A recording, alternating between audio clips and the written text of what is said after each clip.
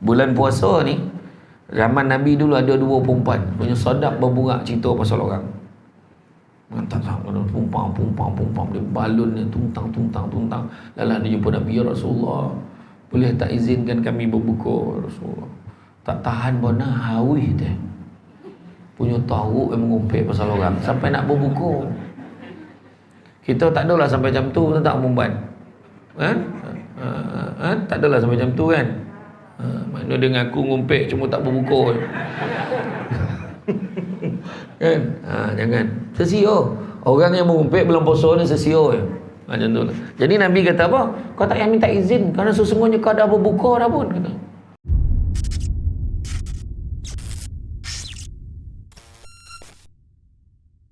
Rajim. Bismillahirrahmanirrahim. Assalamualaikum warahmatullahi wabarakatuh. Alhamdulillahillazi arsala rasulahu bil huda wa dinil haqqi liyuzhirahu ala dini kullihi walau karihal kafirun walau karihal musyrikun walau karihal muslimun. Subhanaka la ilma lana illa ma 'allamtana innaka antal alimul hakim. Rabbi shrah li sadri wa yassir li amri wahlul 'uqdatam min lisani yafqahu qawli. Terima kasih banyak diucapkan kepada Al-Fadhil Ustaz Artisno. Dia lagi glamour daripada saya. Dia artis. Kan? Hari tu tak tahulah, kuih jodoh saya dengan dia tu. Saya ceramah kat Masjid Bersiambo tu. Saya nampak nama yang mengajak nama tu, Ustaz Artisno, dekat apa whiteboard tu. Siapa ni Artisno, sedap nama ni kan. Langsung sampai sekarang. Alhamdulillah. Berkat lah tu kan. Terima kasih juga ucapkan kepada yang bahagia Tuan Pengurusi Masjid, Tuan Imam, barisan imam, barisan jantung kuasa masjid, seterusnya tuan-tuan dan puan-puan dirahmati Allah sekalian. Alhamdulillah. Syukur kepada Allah SWT kerana dengan limpah dan izin dapat kita bersama-sama pada pagi ini. Dan saya pun jarang-jarang sebenarnya, kalau ikutkan hari ini ada kuliah bulanan. Bukan kuliah bulanan, kuliah mingguan. Saya 2 minggu sekali kat Somban tu ada dua surau selang seli. Jadi dia orang dah selalu nak jumpa saya. Saya bagi minta dia orang izinkan lah, tak apalah, pergilah Joseh tu dia. Jadi dapat lah jumpa orang sini hari ni. Dan saya tak boleh tolak lah, sebab saya dipahamkan memang kuliah subuh memang waktu subuh kat masjid ni memang macam ni lah hari-hari ramai. Saya dengar macam tu lah, macam terperanjat ke apa. InsyaAllah mudah-mudahan kan. Jadi macam tu dia kalau datang subuh fresh. Saya dalam banyak kuliah paling saya gomar kuliah subuh lah, sebab dia fresh pagi saga ya kan. Cuma lebih raya sekejap lagi kan. Biasa sebab kat Josih ni biasa lebih kuliah subuh ada silama. Sudah puasa tapi ada kan. Jadi sebenarnya saya pun alhamdulillah syukur juga, ikutkan hari-hari memang kuliah saya penuh kan. Tapi boleh adjust subuh atau kebal tu. Cakap dengan Ustaz Artisno yang boleh subuh ya. Subuh lah kan. Alhamdulillah. Kan? Malam ni habis ni kan petang kan ke Kuala Lumpur, malam kan ke UK Perdana. So pagi sampai malam Kedah. Pagi malam. Kedah tu pagi suatu Kedah, lepas tu pergi KL dah, pergi TV Hijrah. Daripada pagi ke TV Hijrah, aku 4 pagi. Siapa orang tengok TV tu? Tak tahulah kan. Kan? Apa sahur, program sahur TV Hijrah tu ceramah. Lepas tu kat Kuala Lumpur, lepas tu malam tu Teluk Intan Perak. Kira tak tahulah berapa malam tak balik ni 9 ni kan. Jadi tuan-tuan dan puan-puan rahmati Allah sekalian, kalau kita tengok dalam bulan Ramadan ni kita dah selalu doa kan. Kata Sayyidina Ali, latihan takwa tu ada 4 kata. Dia kata yang pertamanya khauf Rabbul Jalil, takut pada Allah. Yang kedua dia kata amal bi tanzil, beramal dengan apa yang diturunkan oleh Allah. Yang ketiga qanaah, berpada dengan yang sedikit. Maknanya kita tidak berlebih-lebihan bersederhana, tidaklah kita membazir, tidaklah kita membuat perkara yang melampau. Dan begitu juga yang keempat adalah persediaan untuk hari kebangkitan. Yang tu kita tahu. Jadi hari ni kita nak kongsi tentang khauf Rabbul Jalil ni, takut kepada Allah. Jadi saya memetik daripada kitab Mukashafatul Qulub daripada Imam Al-Ghazali, iaitu penenang jiwa, takut kepada Allah. Jadi takut ni adakah takut sampai kita menyuruk? Tak. Takut ni adalah satu perasaan yang disulami dengan ketaatan gitu. Tapi tak adillah pula kita buat dan takut tu dan baik tu, tak. Kita buat tu biarlah dengan penuh rasa ikhlas. Tu sebab mencapai kesempurnaan ibadah ada 4 perkara. Pertamanya mesti dengan ilmu. Dia tak mahu dia ikut-ikut orang. Macam kita mengaji kan, kita baca, kita hafal satu ayat tu, tak boleh ikut bunyi lah, kita kena belajar. Dengar-dengar sudah pot bunyi polik benar tu. Contoh kan, kita berbetulkan. Kita macam kita bacaan dalam solat tu betul tak bacaan ni suruh orang dengar. Kan kita macam kadang kita baca sendiri selama ni kan. Kita suruh semak. Dan guru ramai kan ni, kat sini pun ramai pun tanya, "Mam, betul tak saya baca ni, Mam? Betul tak ni?" Tengok. Semak balik. Kan? Dan bila dan macam-macam lah. Kadang-kadang bab ilmu ni sebab yalah dalam belajar ni tak pernah habis. Lagi kita belajar, lagi banyak benda kita tak tahu. Kan? Kemudian yang keduanya mestilah ikhlas. Tu nampak tak tu? Dalam kesempurnaan ibadah mesti ikhlas. Bukan sebab terpaksa. Yang dia takut tadi sebenarnya takut dengan Allah Taala. Baguslah sebagai permulaan, tapi mesti diselami dengan perasaan ikhlas. Kan? Cinta pada Allah, cinta pada Rasul. Dan kemudian yang ketiganya mesti ada perubahan pada tindak tanduk dan perangai. Semayang mengumpet laju je kan. Macam tu. Semayang aduh ya tak penting dengan orang. Bulan puasa aduh nak ngumpet nak cerita pasal orang. Oh benda tak penting. Kau orang meden kat dia tak happy. Aduh ya. Dia ni tak betul, dia ni tak berbondo dia ni tak boleh pakai ni. Kan? Macam-macam lah. Yang betul dia je. Macam tu kan, kalau ada orang macam tu.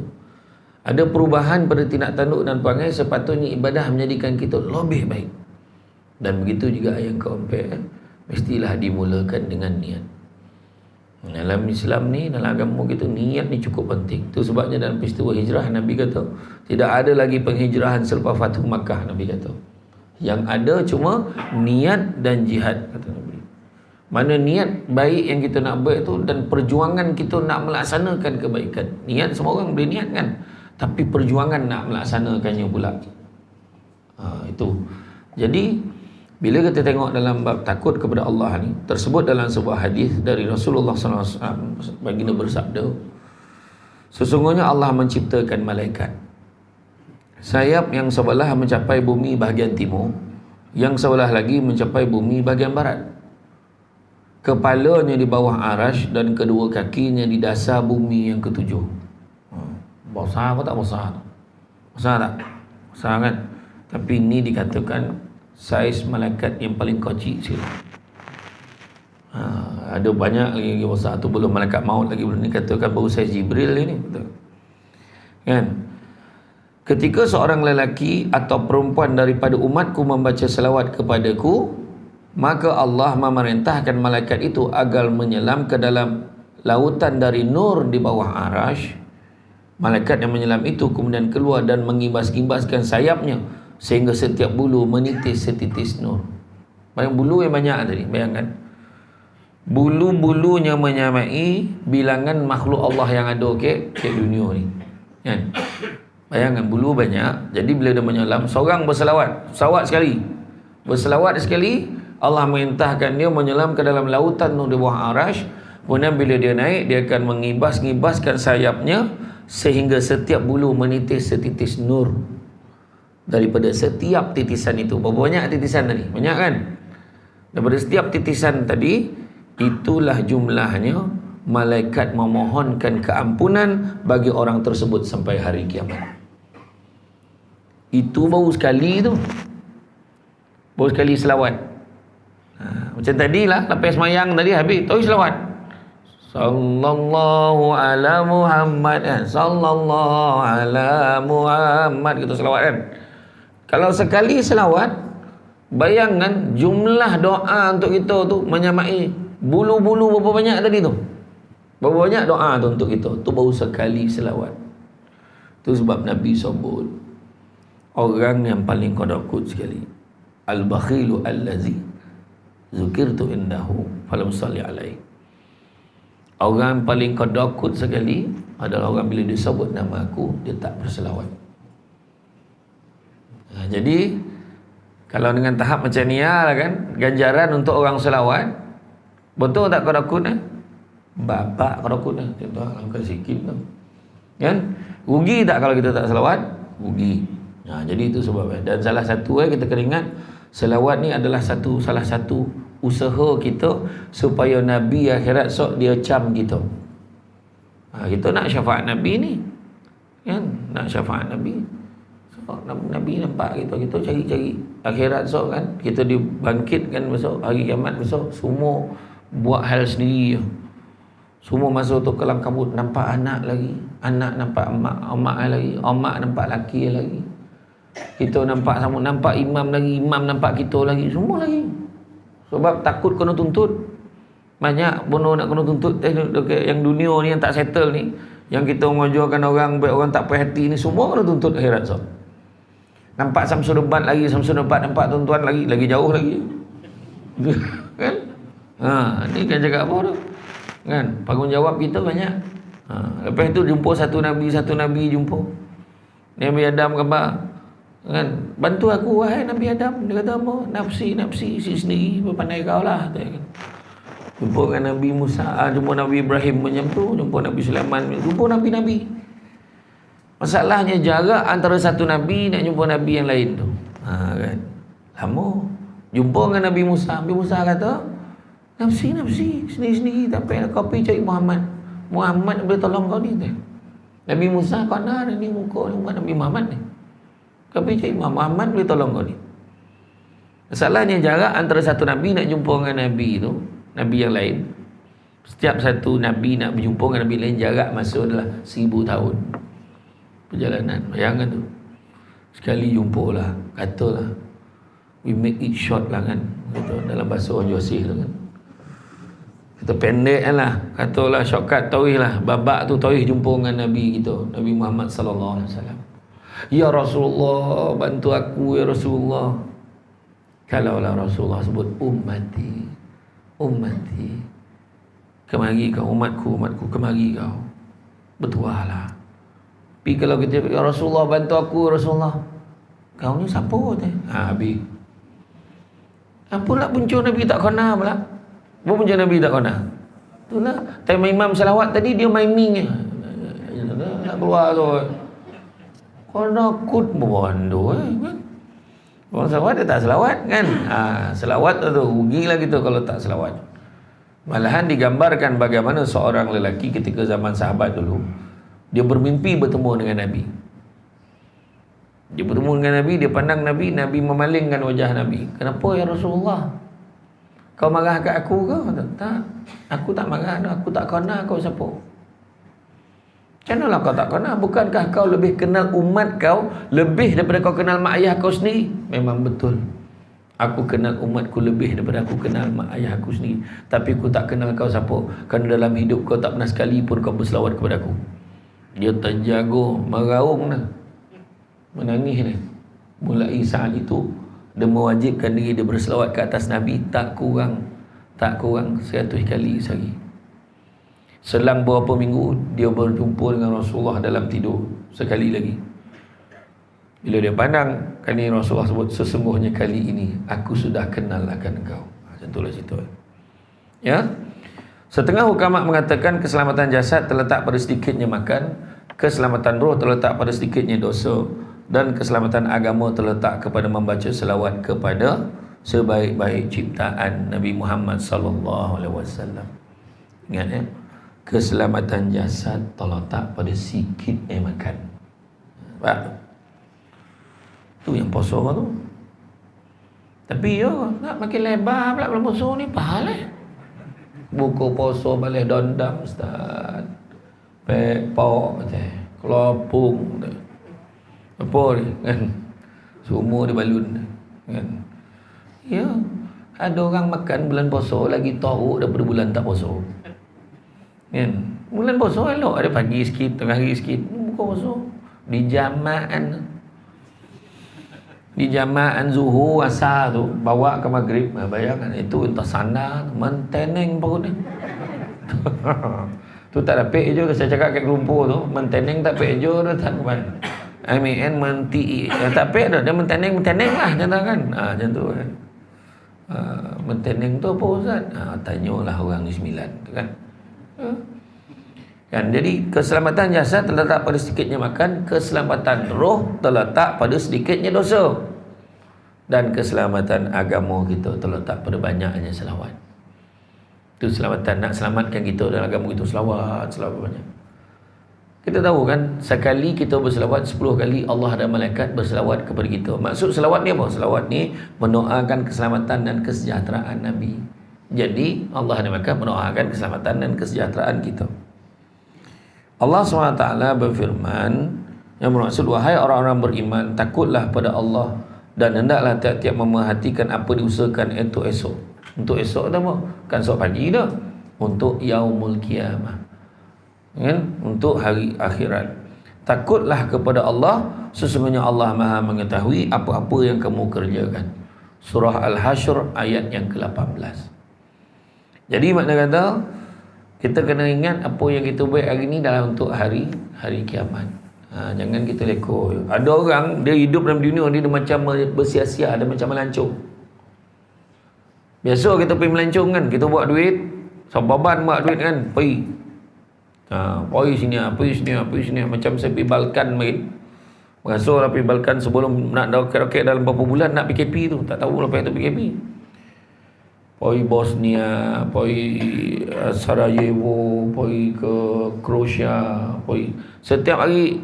Bila pergi Balkan ni tak ada satu hotel pun yang tidur lebih daripada satu malam. Maknanya bawa beg tu, esok tu keluar hotel lain pula, esok tu hotel lain, penuh pasport tu. Sebab apa? Hari-hari masuk negara lain. Kan Yugoslavia tu dah pecah kan. Jadi bila tu kita pergi sana, Bolivia je kan. Sudah dah habis duit dah contoh. Kan? Contoh macam tu lah. Kita atas dunia ni ramai orang macam tu. Dia macam bersia-sia je, tak ada apa-apa. Relax ya, ke sana kemari kan. Tiba-tiba bila nyawanya dipanggil, Allah Ta'ala nak jemput nyawa dia, barulah dia perasan dalam karung tu kosong, tak ada benda bawa dah. Itu yang kita tak nak tu.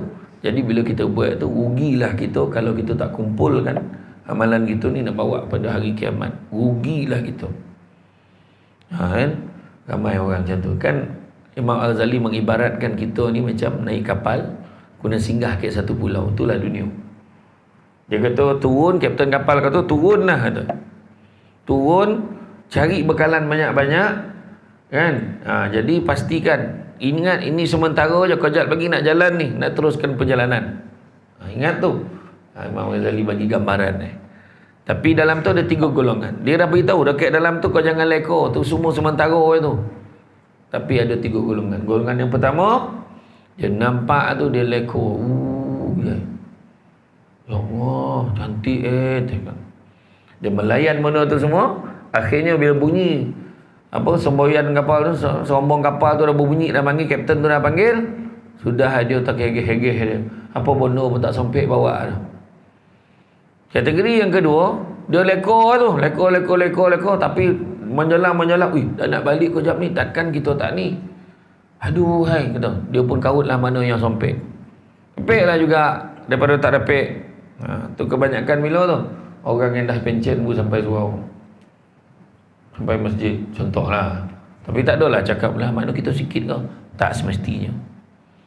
Tak semestinya. Sebab ada orang kadang daripada awal, daripada muda pergi, kadang-kadang tak dapat apa. Sebab apa? Niat dia. Kita cerita tadi kan, niat dia tak betul. Dan ada juga golongan yang ketiga. Golongan ketiga daripada awal dia tak peduli lantak kau lah. Kau nak berjoget, kau nak tunjuk lawa aku cantik ke tak, dia kumpul. Dan inilah orang yang paling beruntung sekali. Macam tu juga lah bulan Ramadan ni. Bila datang Ramadan pun ada 3 golongan. Datang bulan Ramadan, golongan yang pertama, mampu lah gitu, dah poso lah. Mana nak cari ni? Mana nak cari bekalan? Pergilah dia kelumpur sebulan dia, dan bawa diri dan nak beribadah dia je. Tak ada orang geng plastik hitam pun. Kampung payah pakai bekalan dia kan. Kena kata beribadah. Contoh. Ada tuan-tuan. Dulu lah ada kategori orang kaya ni. Kategori orang kaya ada lah. Bulan puasa ya luar negara. Ada luar negara. Dokek nak kaya kan dia balik. Ada. Tapi kita tak macam tu lah kan. Sebab tak mampu kita naik ke bang luar negara sebulan tuan-tuan. Ya. Ada orang sampai tahap tu lah. Kategori kedua, puasa tak puasa sama je.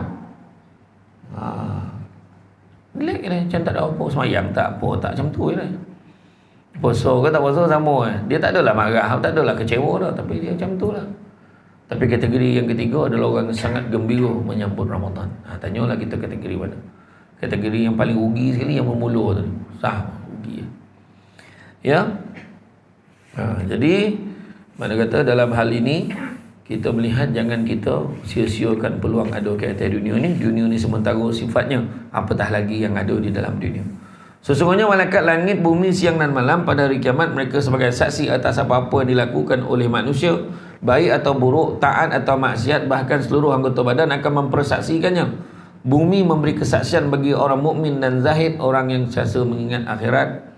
Seraya berkata, dia telah bersolat, berpuasa, berhaji dan berjihad di atasku, maka legalah orang mukmin itu. Yang memberikan juga kesaksian ke atas orang kafir dan orang derhaka sambil berkata, di atasku dia telah musyrik, berzina, minum arak dan makan haram. Bumi akan membantah pengelakannya ketika dihisap. Itu dia. Ya? Orang mukmin adalah orang yang takut kepada Allah dengan seluruh anggota badannya. Ini cerita tadi, khauf Rabbul Jalil, takut kita kepada Allah. Orang mukmin, orang yang beriman adalah orang yang takut kepada Allah dengan seluruh anggota badannya. Seluruh badan gitu. Bukannya takut ke hati, pi mata buat benda yang Allah Taala tak suka. Bukan takut ke hati, pi telinga dengar benda yang Allah tak suka. Bukan takut ke hati, tapi hati kita pun sama juga, masih lagi buat benda yang Allah tak suka. Kata Abu Lais As-Samarkandi, dia berkata, tanda-tanda takut kepada Allah itu kelihatan pada 7 perkara. Yang pertama pada lisannya. Pada lisannya tu dah nampak ada takut ke Allah. Pada lisannya dia menghindarkan daripada dusta, ghibah, menyebarkan fitnah, berbual kosong dan banyak bercakap. Malahan menyibukkan dirinya dengan zikir, membaca Quran dan muzakarah ilmu. Saidina Abu Bakar pernah ambil batu masuk dalam mulut tu, kumam. Masuk dalam mulut tu supaya nak ngelak diri dia bercakap benda-benda yang tak elok. Punya takut kau bercakap kan keluar benda tak elok. Kita hari ni tak payah talan batu dah, bagi handphone senyap lah. Macam tu kan. Tapi dalam tu apa yang kita type tu juga membawa nisbah kepada apa yang kita cakap. Ingat. Sebab lisan ni ada 2. Satu lisan berlidah dan sekarang ni ada nama dia lisan berjari. Lisan dengan jari tat tulis ke muka ke masjid tu muka bangang je lah. Tapi dalam Facebook membalun orang, yang tak cukup tanah kita pun takut macam. Tu perangai orang gitu ni. Kan kadang kesian tengok. Ya kan, saya tengok kesian orang. Kan? Contoh. Adalah orang hebohkan pasal isu tauliah kena tarik. Pasal debat lah apalah, Ustaz Suki tu. Kan? Itu hari itulah ada lah. Tapi saya dah buat, adalah beberapa penceramah baiklah rayuan. Punca benda tu dah lama dah sebenarnya. Tapi daripada beberapa bulan itu dah ada. Ya, di Selangor saja, itu pun disuruh dan di masjid. So kita, saya dengan sahabat-sahabat baiklah rayuan. Tak sangka lah saya penceramah selebriti. Masuk dalam tu, tiba-tiba lah Malaysia kini heboh lah dia nak interview. Saya cakap tak ada. Masa 2 hari lepas begitu kan heboh kan, 2 hari lepas. Jadi bila tanya saya cakap minta maaf, saya tak nak keluarkan apa-apa kenyataan. Sebab tu keputusan dia mula nak komen-komen pula. Itu kenyataan stand saya. Sebab Ini adalah memang pihak Jabatan Agama Islam ni menjalankan tugas dia. Ya. Macam mana tuan-tuan? Ada seekor pula. Ada seorang YB tu, dia kena tarik tauliah. Lepas tu, dia tak perhati. Kenapa Samsul debat masih ada oleh tauliah? Dia yang merugi, dia ni lah pencuri. Dia sebutlah rayuan. Itu dulu kat tauliah semua dah rapat dah. Kan? Kesian hari tu masjid dengan surau. Masjid dengan surau terpaksa buat apa? Pasang kemah kat luar pekarangan lah, minta permit polis. Polis kata no hal camah ya tu. Macam tu lah, terpaksa. Kesian lah masjid dengan surau, peruntukan dia terpaksa tambah kos. Saya tak nak situ sebab saya baik rayuan. InsyaAllah doa lah yang baik-baik. Saya tak ada hal tu dah. Okey. Tuan-tuan risaulah, boleh kau panggil Samsul Debat tu? Boleh, panggil lah. Panggil nyawut. Kan? Macam tu lah. Mana orang cakap kita jangan kita panjang-panjang pula, jadi tak elok kan. Tu sebabnya dalam bab ribah dan fitnah ni bahaya. Ribah ni kita cakap benda betul. Fitnah ni cakap benda tak betul. Fitnah cakap benda tak betul, benda tu sama sekali akan menjatuhkan maruah orang tu, akan menyebabkan orang mungkin akan bersangka buruk pada dia. Manakala ribah ni pula cakap benda betul, tapi kalau orang tu dengar, tentu-tentu orang tu kecil hati. Orang yang empunya badan yang kita cakap tu terdengar, mungkin dia kecil hati. Itu ribah. Contoh kan, kau pam kau biar Contoh lah dekat macam tu kan. Kau tengok kan, kau pam kau biar kan. So kalau dia dengar kecil hati tak? Kecil hati, jangan kita cakap. Ada orang pakai telokong macam tu ni dah. Tak nampak? Ada je benda nak komen di masa orang. Motor buruk terlagi dibawa kan. Kita tukar. Oh ya, dia ni rajin sembahyang. Oh kau tengok kopiah tu. Sampai lusuh-lusuh besok kopiah dia ni jadi saksi ibadah dia. Oh macam tu lah. Basuhlah kopiah tu, koyok pun kan. Kan lah. Kan. Kemudian motor tu buruk kan kata kan. Bosan je so motor tu kan. Daripada muda dia bawa motor tu sampai sekarang. Allah. Banyak manfaatnya. Cakap yang elok. Bayangkan zaman Nabi dulu. Kan isteri Nabi, ada seorang Arab Badui datang jumpa dengan Nabi, dia mengadu lah kat Nabi sekian. Bila dia balik tu, Aisyah kata, ya Rasulullah, kecilnya perempuan itu kata. Dia gambar perempuan tu kecil, saiz kan. Ketahuilah isteriku, sesungguhnya engkau sedang membuat ribah. Dosa main-main. Jangan buat. Tinggi Samsul Debat ribah. Tapi saya maaf dah. Maaf dah tu, tak ada apa tu. Heboh bergambar ya. Tinggi. Nak kau pendek macam mana? Tapi nak tolong tu kan. Kan? Masing-masing lah tu kan. Jadi kalau kata Abu Laib As-Samarkandi juga, dia kata kalau orang bawa cerita kayak gitu, ada 6 perkara kita kena buat. Pertama, jangan terima sebab kesaksian dia tak cukup. Dia dengar-dengar kan. Kau janganlah cerita. Kau dengar ni belum tentu betul ni. Contoh. Tolak. Jangan terima sebab kesaksian tak cukup. Dia pun dengar-dengar. Kedua, hendaklah kita mencegahnya. Dah kau jangan bawa-bawa cerita ni. Sebab apa? Sebab fitnah ke, ribah ke, dua-dua dosa. Yang ketiga, jangan kamu berpersangka-sangka. Bila dengar cerita, tak sangka betul lah dia macam tu. Surah Al-Hujurat ayat 12. Sebagian berprasangka itu adalah dosa, dan janganlah kamu mencari kesalahan orang lain. Keempat, janganlah kamu menyelidik. Menyelidik pula ni. Betul ke cerita dia tak tahulah. Dan dengar-dengar macam tu lah. Kau jangan risau. Dan kau nak benar Ustaz Atisno tu. Nanti dia tanya tu apa hal dan update. Wah dia lah update. Macam tu lah kan. Yang kelima, hendaklah kamu membenci perbuatan itu. Sebab apa? Ribah dan fitnah, dua-dua dosa, natijah neraka, benci kan. Dan yang keenam, bila kamu membenci perbuatan itu, janganlah kamu mengulanginya. Kita lah tanya, betul kau weh? Kita lah sama macam orang tadi tanya. Jadi jangan kita buat. Ya? Bulan puasa ni, zaman Nabi dulu ada 2 perempuan punya sodak berburak cerita pasal orang. Pumpang dia balun dia tuntang. Lalah dia jumpa Nabi, ya Rasulullah, boleh tak izinkan kami berbuka Rasulullah? Tak tahan bona hawi teh. Punya tahu yang mengumpet pasal orang sampai nak berbuka. Kita tak adalah sampai jam tu tak membuat. Kan? Tak adalah sampai jam tu kan. Maknanya dia ngaku ngumpet cuma tak berbuka. Kan? Jangan. Sesio. Orang yang mengumpet bulan puasa ni sesio je. Macam tu lah. Jadi Nabi kata apa? Kau tak payah minta izin kerana sesungguhnya kau dah berbuka dah pun. Kata. Tak cuba kau luahkan apa yang ada dalam mulut tu. Dia luahkan. Tak keluar. Sokot tu daging busuk. Rupanya tu lah bila mengumpet makan daging busuk saudaranya sendiri. Dekat zaman Nabi lu tunai tunjuk depan tu. Kan? Orang Malaysia ni tak ada muntah keluar apa peduli apa dia. Macam tu dia. Gambar rokok tu, iklan rokok tu. Doket rokok tu gambar jantung tu terbakar dah. Tak ada dah. Kalau lepas ni beli mayat tu, ambil rokok tu dekat mulut mayat pun boleh dia tu. Macam tu lah pengen tu kan. Payah bangsa dogi ni. Satu hari boleh tahan puasa tak mokok, apa masalah? Berhentilah. Dokek saya pergi kat camat kat masjid kat Penang Zat. Dia buat perkara besar kat dinding tu. Majlis fatwa memutuskan bahawa hukum sokok haram. Kat sini saya cabar masjid ni, tampal kat luar. Besar letakkan. Lepas tu letak gambar mayat yang mati sebab mokok. Tak ada lah. Jangan baik. Saja kan. Tak apa, usaha lah nak berhenti. Tak apalah, anggaplah Ramadan ni training nak berhenti ni. Kalau menyalur telinga tu macam mokok tu. Yang kedua, tadi pertama pada lisan. Kedua, pada hati dia. Dia membuang rasa permusuhan, kebodohan dan kedengkian terhadap sahabat-sahabat dia.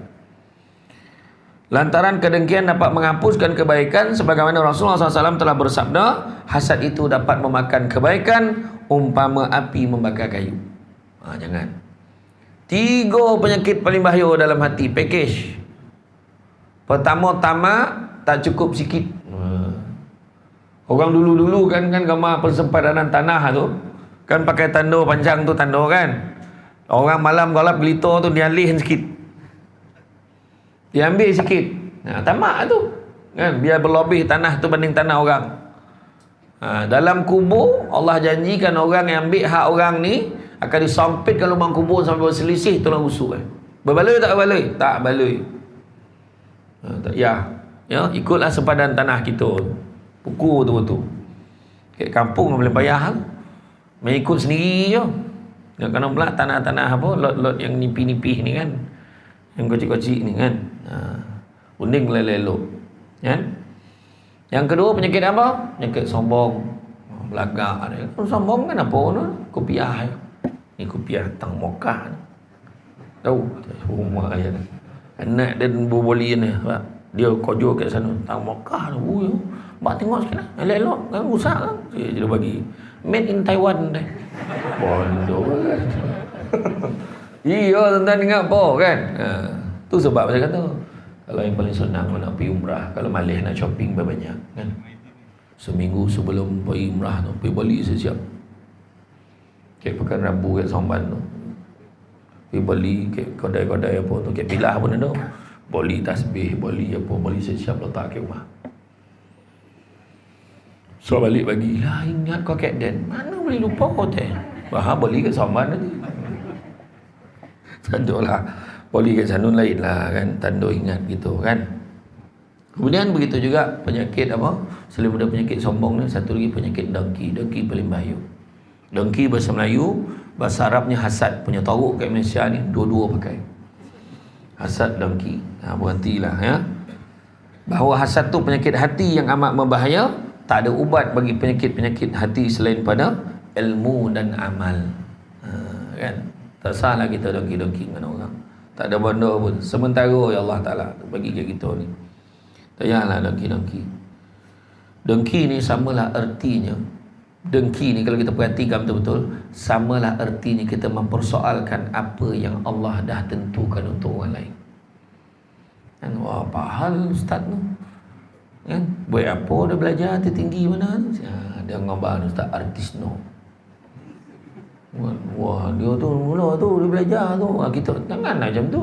Patut kita bangga ada ustaz kita belajar tinggi-tinggi. Saya dengan rumah saya mari cakap, kita kahwin so baru kita sambung belajar. Sampai 5 anak langsung tak sambung belajar. Kan? Atau bila lah nak sambung kan. Ya tak betul. Bukan senang tau, sambung belajar, kita dah berkerja, dah ada keluarga, bukan senang. Tanya dia, berapa kali dia nak berhenti tu? Betul tak Ustaz? Mana boleh tak betul? Saya tanya, angguk dia. Ustaz Tisno ni baik orang kan? Ni yo. Bukan senang, betul. Bukan senang. Komitmen nak belajar ni bukan senang. Jadi kita doa yang baik-baik. Dia, kalau mempersoalkan apa Allah Ta'ala tentukan untuk orang lain. Saya teringat Ustaz Syed Abdul Kadir Al-Jufri. Dia bagi tahu, dia perkongsian Tuan Guru ni beritahu apa, tanda dongki ada dalam hati kita ni, tanda dongki dah ada, adalah bila ada saudara-saudara, sahabat-sahabat kita dapat satu kegembiraan, kebaikan, kita tak rasa apa-apa, maknanya dongki dah ada. Contoh, dengar Ustaz Atisno tu sambung belajar, tahu tu, dia tak rasa apa, makna dongki dah ada tu.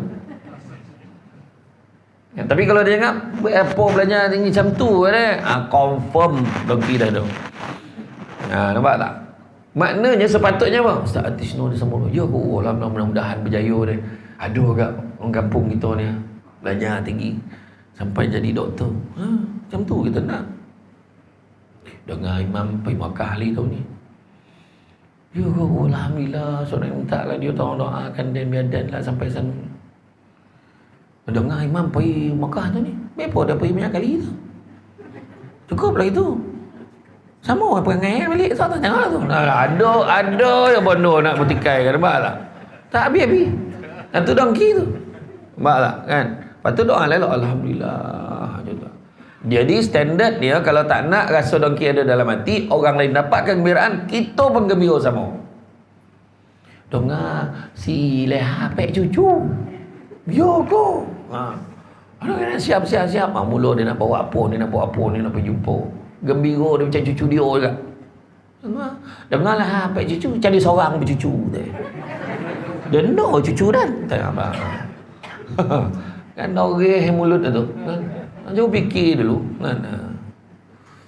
Okey, tu yang kedua. Yang ketiga, pada pandangannya.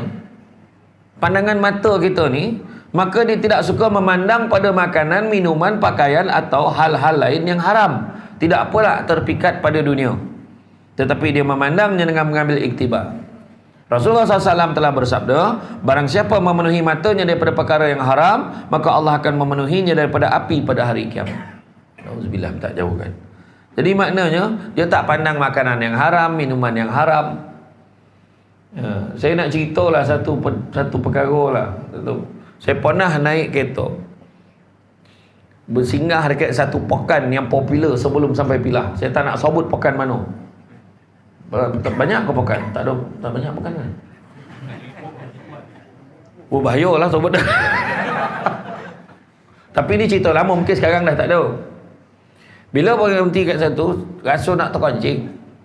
Allah, ini cerita betul. Saya sendiri tengok ni. Masa nak dulu mana nak kencing, dia tengok. Masa tu adalah satu kedai Cina tu. Masa tu Hari Raya Haji, saya ingat ni. Berhenti situ je nak terkencing. Turun daripada kereta. Saya pun masuk dalam. Okey, toilet mana? Dia dapat ni Cina-Cina ni. Pergi belakang.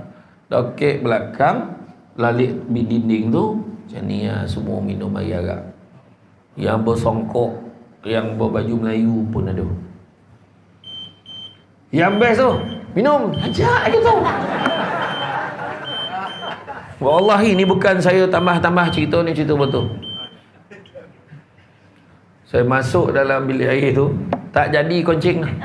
Terfikir tadi tu. Bukan terfikir pasal dia ngajak tu. Fikir bayangan. Semua yang tu tua ni. Orang Melayu Islam kita. Hari Raya Haji. Ya. Saya ingat ni, ya Allah, saya tak boleh lupa lah tu. Balik saya cerita dengan Abah tu. Yo bah. Terus Abah tu. Agak itu betul lah ramai orang berhenti bersyukur. Kalau Cina tu Abah perasan tu orang masuk. Kan? Kita nak buang air. Ya Allah, Allah tunjuk kat saya tu.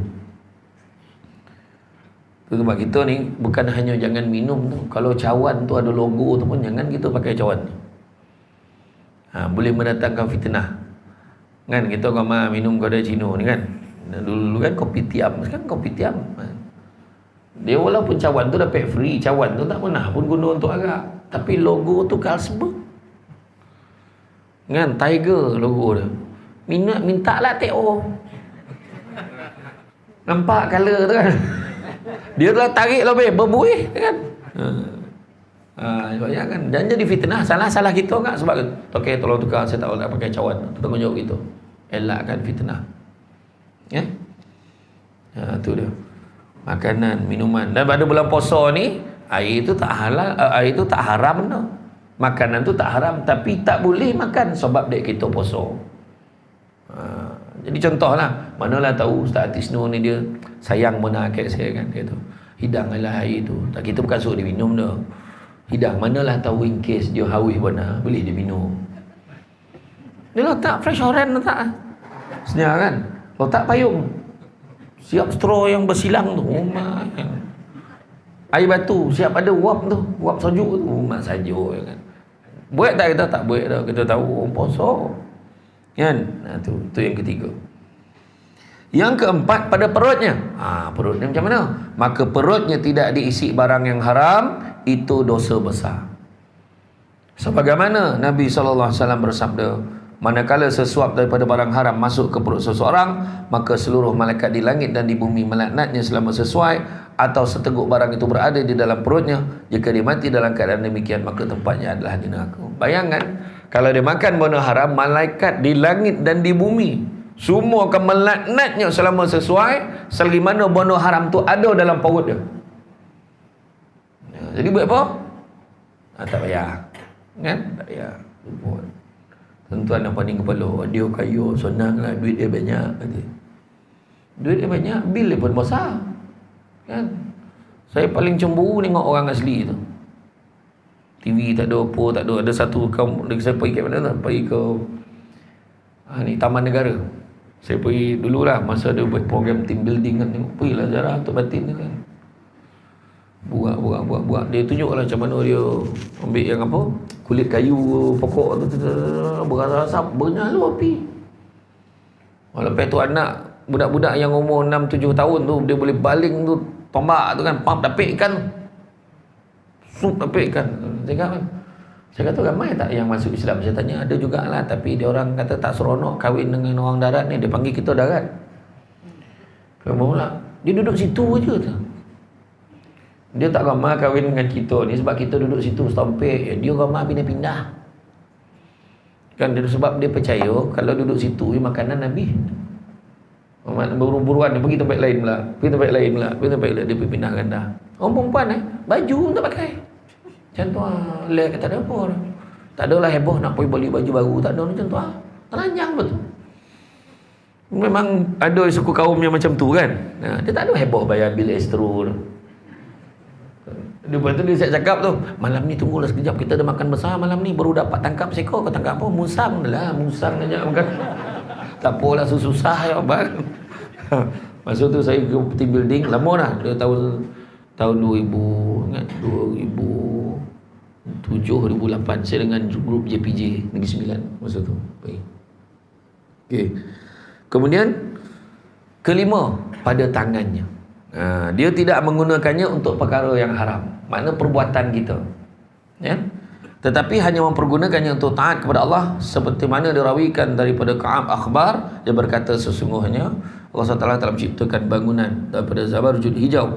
Di dalam terdapat 70,000 aula. Setiap aula ada 70,000 pokok. Tidak ada boleh masuk ke situ selain orang tawarkan barang haram, namun dia menolaknya kerana takut kepada Allah. Maknanya orang yang dapat masuk tempat yang hebat ini adalah orang yang pernah di-offer, makna diuji dengan benda haram ni, tapi dia tak nak. Dia dapat masuk tempat yang hebat ni, tempat yang cantik di syurga. Orang yang boleh pernah di-offer, ya tolong sikit kau tim lah. Dia tak boleh tolong. Tak ada lah 50,000. Mak monong je ni 50,000 nak bagi kan. Pada kita ni besar 50,000 tu kan. Agak habis dia tukar, bukan langsir lah, rumah tukar. Habis semua renovate agak lah kan. Tapi tak payah kan, benda tu bawa penyakit yang kayak gitu kan. Penyakit tu kita kata sebabnya ayat itu tidaklah kamu memerhatikan apa yang kamu usahakan untuk hari kiamat. Macam contoh kita tengok kan bulan Ramadan ni sebenarnya latihan kan. Bulan Ramadan ni latihan takwa. Kenapa? Sebab banyak benda yang kita buat pada bulan puasa ni, kalau kita taruhkan, boleh jadi insurans untuk kita selepas mati. Macam mana tu? Saya ulang balik.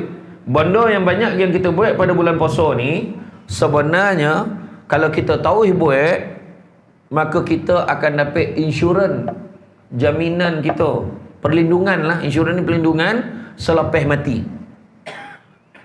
Bila masuk ke dalam kubur, ingat tak cerita tanah kubur? Kan? Terbakar kubur, menyalur asap lah, macam-macam cerita. Tu saya tunggu production tu, tak boleh kau buat minggu ni orang baik, minggu depan tak elok. Dia lah salam sali, minggu ni orang beriman macam mana mati minggu depan orang ni, barulah kau tunjuk ni apa tu, salam sali lah. Ini macam terbakar yang jenazah tu. Bawa impact tak elok. Sebab kita sekarang drama-drama kita ceramah-ceramah kita yang bukan Islam pun tengok. Saya baru balik dari Bintulu, bayangkan masuk dah nak malamnya nak tarawih ni kat Bintulu gitu ceramah. Malam tu sampai ke airport memang ngam-ngam sampai maghrib ke rumah. Sebab jam hari tu. Ni 9 semua semua habis nilai jam apa. Ni 9 tahulah. Kucing beranak pun balik. Puasa lagi lah kan, malam pertama lagi lah kan. Ramai-ramai balik kan. Orang kat Bintulu tu yang bergambar kat situ, Daisy nama, Hillman, Kristian. Ada satu perempuan Kristian ni, kita orang tengah makan ramai-ramai, dia kata, saya ingat Melayu. Ingat Melayu kan. Dia lah tak. Lepas tu dia nangis lah. Dapat gambar kan saya. Dah mahal tu. Dia kata dia minat mana, tapi Kristian tu kita doa ramai-ramai, mudah-mudahan dia masuk Islam. Ada juga, Ustaz saya minat betul Ustaz, dan kat kaunter minat betul dengan Ustaz. Tapi saya Kristian Ustaz, kau bila kau nak ucap ni, nantilah. Tu cakap tu sebab kata yang tanah kubur tu saya tanya abang Nasi Bilal Khan lah. Bang pula tak ada di tanah kubur tu, saya tolak kata. Makin lama makin merapi kata. Kenapa pula? Pengarah tu nak tukar pula. Kalau season baru nak tukar lah, Tok Adi tu jadi jahat pula. Lepas tu dia tak nak tu. Dia cerita dengan saya ni. Cerita kan. Tu dia kadang watak tu dah elok, watak Tok Adi. Dia betul kali kubur sampai dia jadi imam, jadi apa kan. Downgrade pula kan. Macam lah. Kan? Jadi kalau kita tengok dalam tanah kubur, orang ni ada pandangan menyatakan langkah yang terakhir, orang yang terakhir sekali meninggalkan kubur, langkah yang ketujuh tu dah mula dah sesaan sampai kan. Jadi malaikat ni dia nak bodok kepala. Nak bodok kepala, jangan, nak pula. Dia ni rajin mengaji, rajin berzikir. Tu insurans yang pertama. Jangan pukul kepala malaikat yang seorang lagi cakap, jangan. Malaikat satu lagi kau faham apa? Dia ni rajin mengaji, rajin berzikir deh. Jangan pukul kepala itu. Tak jadi pukul. Kau macam tu kita bodok paut baru nak bodok paut jangan. Kenapa lah? Dia ni rajin puasa sunat. Nampak? Insurans ni. Kau macam tu dah tak boleh kepala, tak boleh paut, tak boleh. Kita balunlah kaki jangan. Kenapa lah? Dia ni rajin bangun malam, qiyamul lail. Benda tu kita buat 3 tu bulan Ramadan. Pesan tak? Mengaji, tadarus kan. Berapa grup tadarus lelaki? Sini. Dah sonyo memang.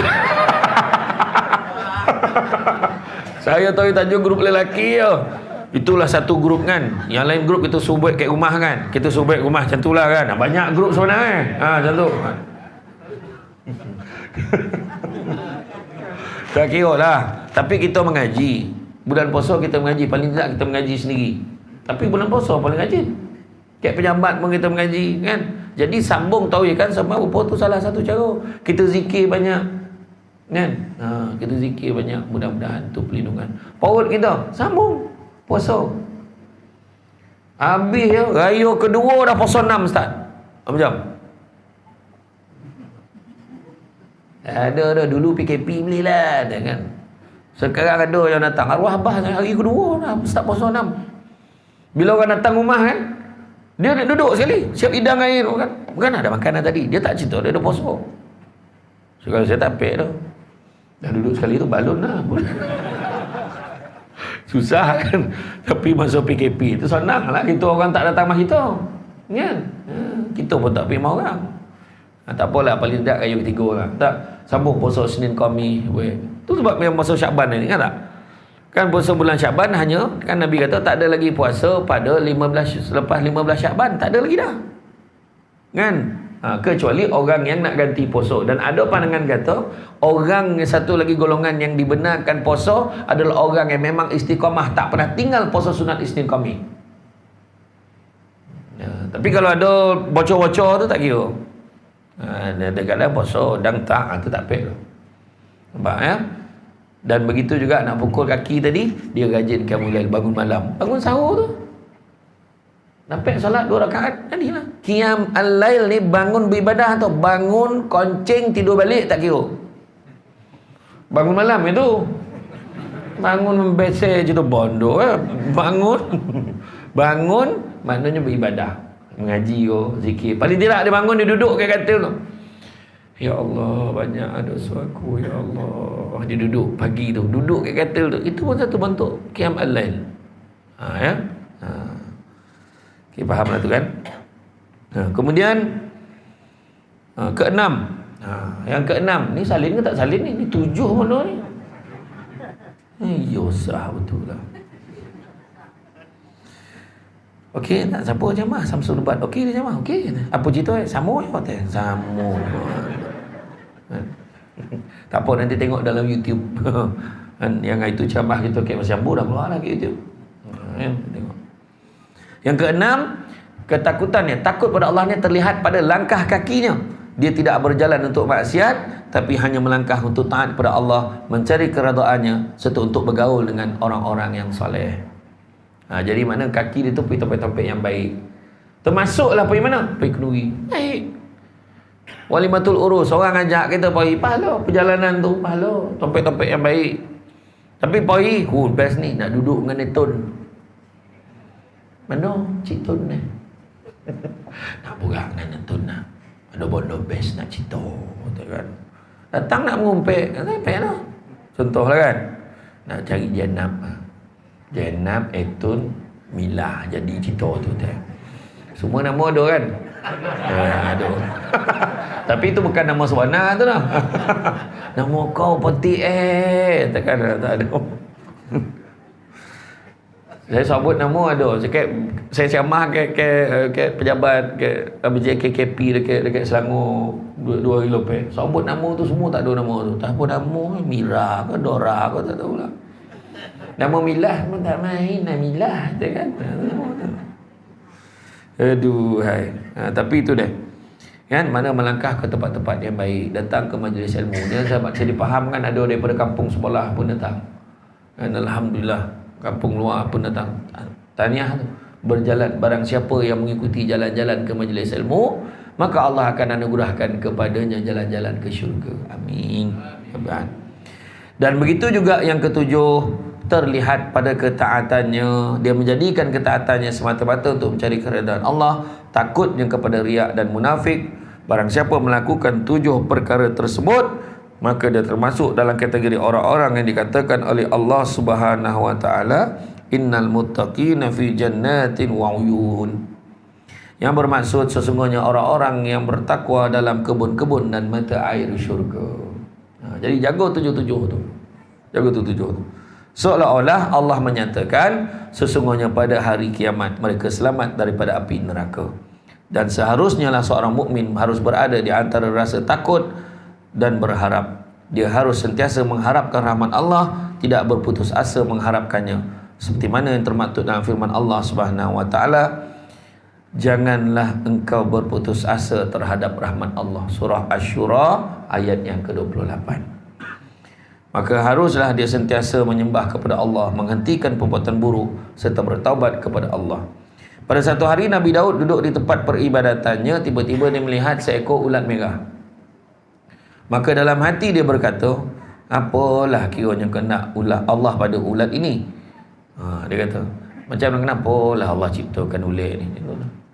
Macam pada dia tu macam kita lah semut kan, kita pandang semut tu macam tak penting, tak besar.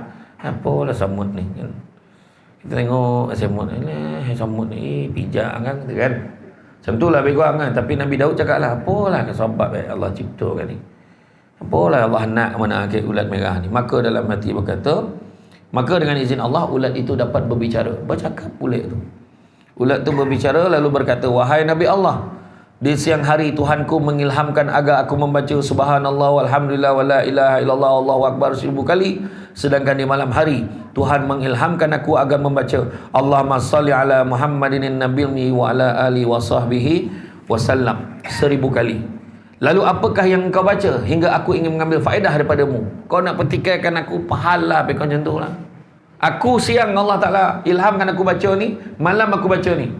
Jadi apa yang kau baca? Wah, tak peranjatlah Nabi Daud.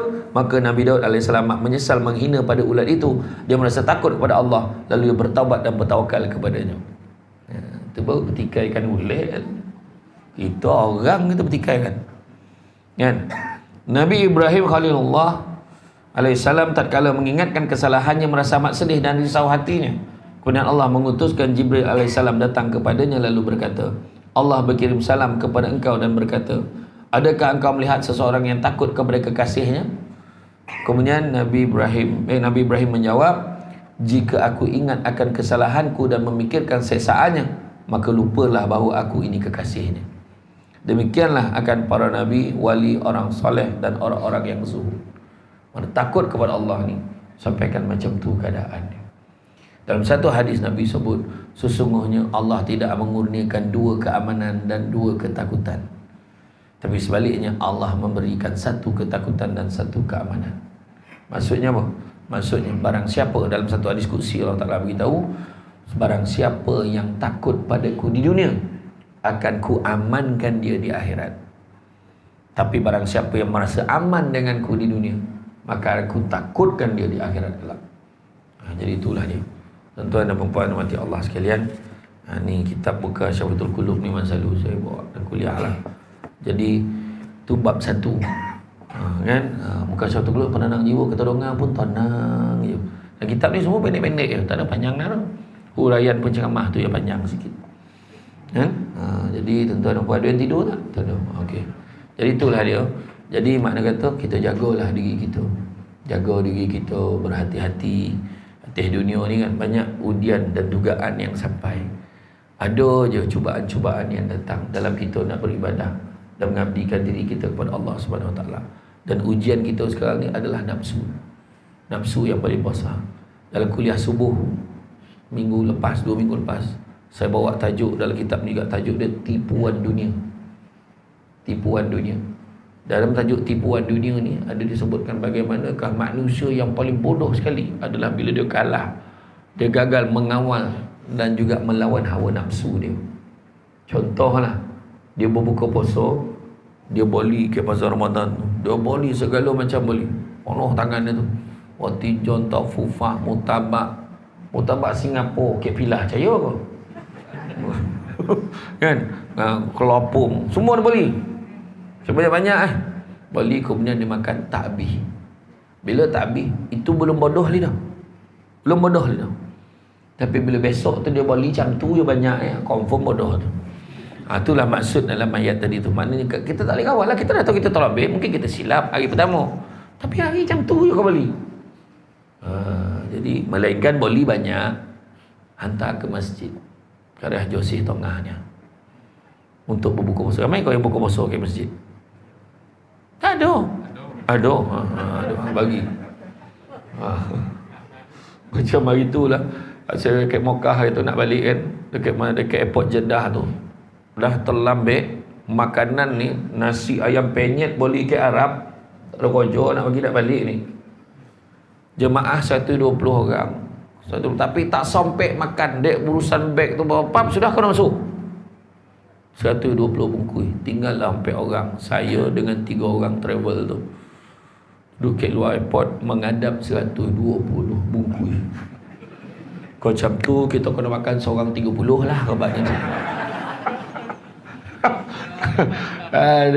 Tapi tu bagilah petugas-petugas yang kat airport tu bagi kan, yang tukang sapu tu semua bagilah sedekah lah kat orang macam tu ya.